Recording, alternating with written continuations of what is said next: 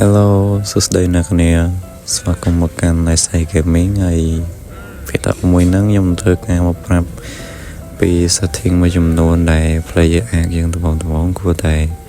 ដឹងហើយប្រើវាអញ្ចឹងយើងចូលទៅកាន់វីដេអូយើងអ្នកគ្នាកុំឲ្យខាតពេលអ្នកគ្នាទៅ Let's go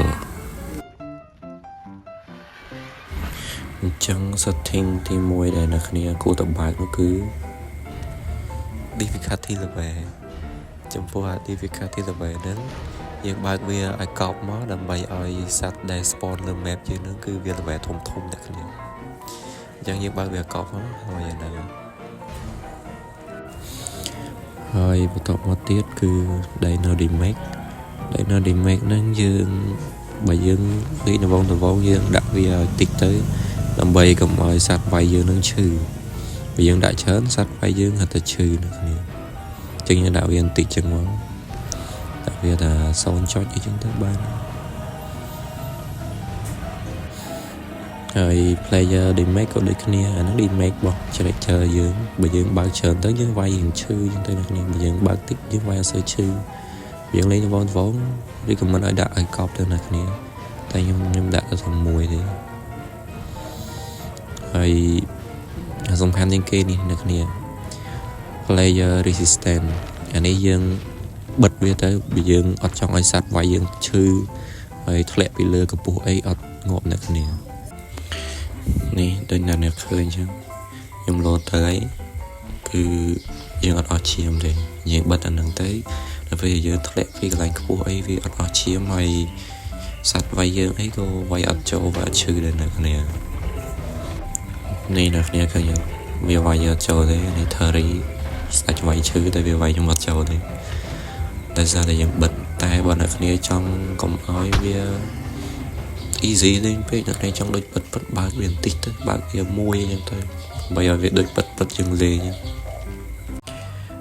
នៅក្រៅហ្នឹងមួយទៀតអ្នកគ្នាគឺ Dino Resistance ដែលហ្នឹងវាផ្ទុយវាលើវិញអ្នកគ្នា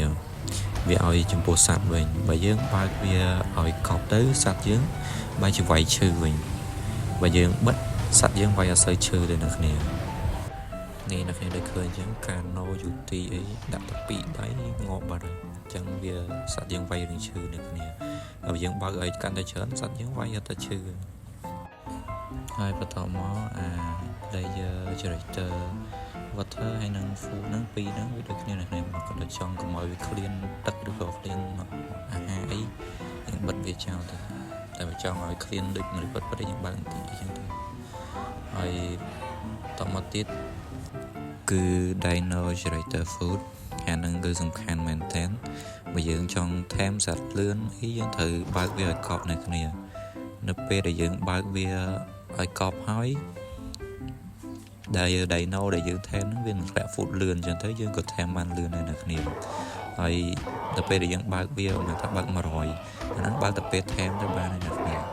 ដល់ពេលដែលយើងថែមហើយអីចឹងទៅយើងទៅចូលទៅបិទវិញទៅយើងបិទវាដាក់ធំ0ចុចអីចឹងទៅតែដល់ពេលយើងពងបាញ់សឡប់ហើយយើងត្រូវការថែមអញ្ចឹងយើងចូលទៅបើកវាដាក់100 200អីចឹងទៅដើម្បីឲ្យ food Dino ដែលយើងពងថែមហ្នឹងវាធ្លាក់លឿននៅគ្នានៅពេលដែល food Dino ធ្លាក់លឿនយើងក៏ថែមបានលឿនដែរឃើញអត់គ្នាយើងគ្រាន់តែបើកហើយមកវិញវាស៊ីថែមបានយូរម៉ោងតែធម្មតាទៅពេល100ជាងប៉ុណ្ណឹងថែមប៉ុណ្ណាក៏ត្រូវការពេលកន្លងម៉ោងដែរអ្នកគ្នាអញ្ចឹងបើអ្នកគ្នាប្រើក្បាច់ហ្នឹងគឺលឿនអ្នកគ្នាហើយ setting ចុងក្រោយគេនោះគឺ allow flying speed level អ្នកគ្នាខាងក្រោមគេនោះយើងត្រូវ touch វាអ្នកគ្នា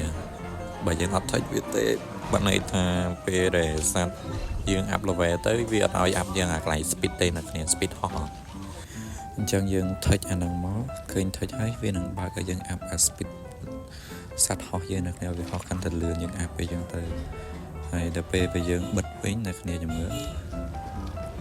បើយើងបិទវិញគឺសត្វយើងវាអត់ឲ្យយើងអាប់អាកន្លែងហ្នឹងទេអ្នកគ្នាអញ្ចឹងវាខាត់ពេលយើងមែនតើបើសត្វយើងហោះលឿនទៅយើងធ្វើដំណើរទៅណាអីវាលឿនអ្នកគ្នាហើយវីដេអូយើងក៏ឈានមកដល់ទីបញ្ចប់ដែរអ្នកគ្នាអញ្ចឹងខ្ញុំអត់មានអីទេក៏ពីអរគុណអ្នកគ្នាដែលទស្សនាដល់ចប់ហើយនឹងសង្ឃឹមថាវានឹងដល់ជាប្រយោជន៍ដល់សម្រាប់អ្នកដៃថ្មីអ្នកលេងអាកដំបង ហើយមានប៉ុណ្ណឹងអ្នកគ្នាកុំភ្លេចជួយចុច subscribe channel ខ្ញុំបាទអ្នកមួយផងអ្នកគ្នាអូខេមានប៉ុណ្ណឹង goodbye